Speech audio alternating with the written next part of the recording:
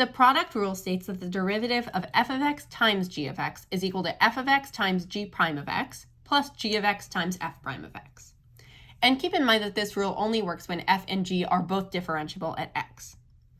A way to remember this is that the first function, where the first function is f of x and the second function is g of x, the first times the derivative of the second plus the second times the derivative of the first. When we find the derivative of this function, we're going to consider this function to be our f of x and this function to be our g of x. This is our first, this is our second. So when we find f prime of x, we know that it has to be the first times the derivative of the second plus the second times the derivative of the first. So first we just write the first function, the first times the derivative of the second. The derivative of this function is going to be negative 2x, because we drop the 2 and that becomes a coefficient, and then it gets multiplied by the negative 1, and then we drop our power by 1. And the negative 3 is a constant, so its derivative is 0. So at this point, we have the first times the derivative of the second plus the second, negative x squared minus 3, times the derivative of the first. The derivative of 2x is equal to 2. So if you want to simplify this function more, you can, but if you're on the AP exam and you're not on a multiple choice where the answer choices are simplified, you actually don't need to simplify this any further. If you did choose to simplify further, you would get negative 6x squared minus 6 is equal to f prime of x. For part B, this is our first and this is our second. So y prime is equal to the first times the derivative of the second. The first is 4 minus 3x cubed. The derivative of the second is equal to 4x minus 1 plus the second times the derivative of the first. The second function is 2x squared minus x, and the derivative of the first function, the 4, its derivative is 0, and the derivative of negative 3x cubed is negative 9x squared. So that's the derivative of the first. And again, we don't need to simplify this unless you're on the multiple choice section of the exam and all of the answer choices are in a different simplified format.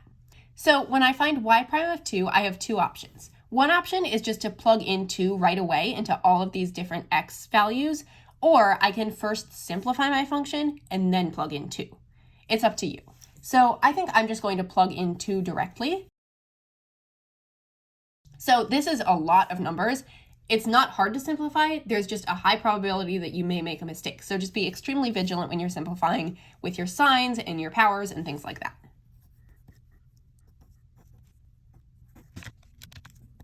And I get that y prime of 2 is equal to negative 356. In part C, this is my first and this is my second function. If you don't remember the derivative of the natural log of x, I'd encourage you to go watch my video for 2.7 where I cover that topic. But for now, we're going to go straight into g prime of x. So it is the first times the derivative of the second. So the first is 3 times the natural log of x. And then the derivative of the second function, I'm actually going to come over here and do some additional work to find the derivative. 4 rad x plus 2, I'm going to rewrite that as 4x to the power of 1/2 plus 2 so that I can use my power rule. So then when I go to take the derivative of this function, the derivative of the 2 at the end is equal to 0. So I'm just going to pay attention to this. So it's going to be 4 times 1/2 is my coefficient. So 2 is my coefficient, and then x to the power of negative 1/2. This is the same thing as 2 over rad x. So this is my derivative of the second. So first times the derivative of the second times 2 over rad x plus the second, 4 rad x plus 2, times the derivative of the first. And the derivative of the natural log of x is 1 over x. This is really 3 times 1 over x, or 3 over x. So times 3 over x at the end. And this is my derivative function. This is g prime of x. For part D, here's my first, here's my second, and I'm asked to find the slope of the tangent line at x equals negative 3. This is the same thing as being asked to find f prime of negative 3. Slope of the tangent line is the same thing as the derivative. So in order to find f prime of negative 3, I first need to find f prime of x, and I do that by using the product rule. Product rule says that the first times the derivative of the second plus the second times the derivative of the first is the derivative of that original function. So I have my first sine x minus 1 times the derivative of the second, which is negative 6, plus the second, negative 6x, times the derivative of the first. The derivative of sine x is cosine x, and the derivative of -1 is equal to 0 because that's a constant. So this is my function. I could go through and simplify it a little bit more, but I'm just going to directly plug in -3.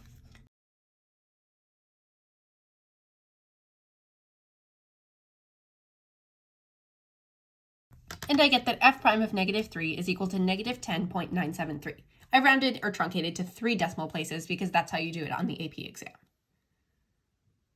Write an equation for the line tangent to the graph of f of x at x equals 4. This is my f of x function. In order to write a tangent line, I need 2 things, a point and a slope. I have the x-coordinate of a point, so I have like half a point and I need my slope. In order to find my slope of the tangent line, I can take the derivative at x equals 4. So I need to find f prime of 4. To find f prime of 4, I need to first find f prime of x. And since this is when we have 2 terms being multiplied together, I'm going to use the product rule to find the derivative. So it's equal to the first, negative cosine x, times the derivative of the second, negative 10x, plus the second, negative 5x squared, times the derivative of the first. The derivative of cosine x is negative sine x, so we have negative sine x, or just positive sine x. Now I'm going to find f prime of 4 by plugging in 4.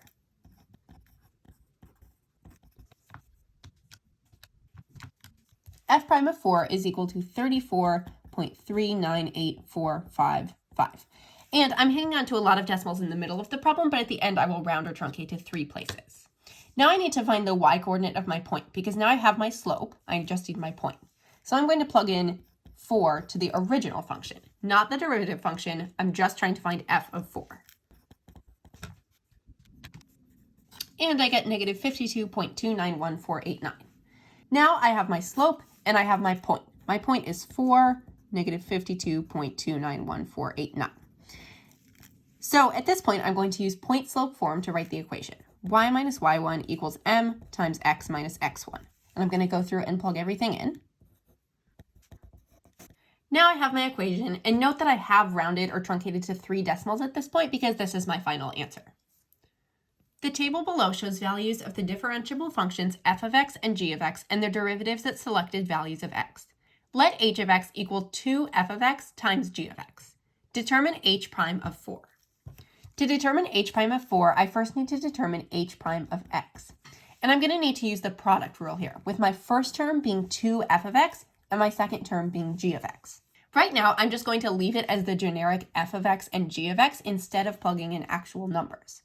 So it's the first 2f of x times the derivative of the second, g prime of x, plus the second g of x times the derivative of the first, 2f prime of x.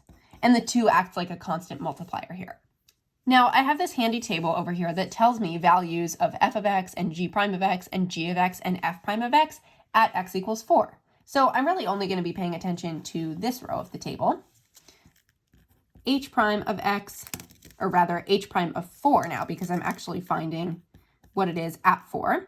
H prime of 4 is equal to 2 times f of 4 times g prime of 4 plus g of 4 times 2f prime of 4. And now I can plug in values for f of 4 and g of 4. So now I have h prime of 4 is equal to 2 times, and then I look in my table and it says f of 4 is equal to 0. So 2 times 0 times g prime of 4. In my table, it says g prime of 4 is 2 plus g of 4. I look in my table and it says g of 4 is equal to 8 times 2 times f prime of 4. F prime of 4 is -1. And now I need to just simplify. And I get that h prime of 4 is equal to -16.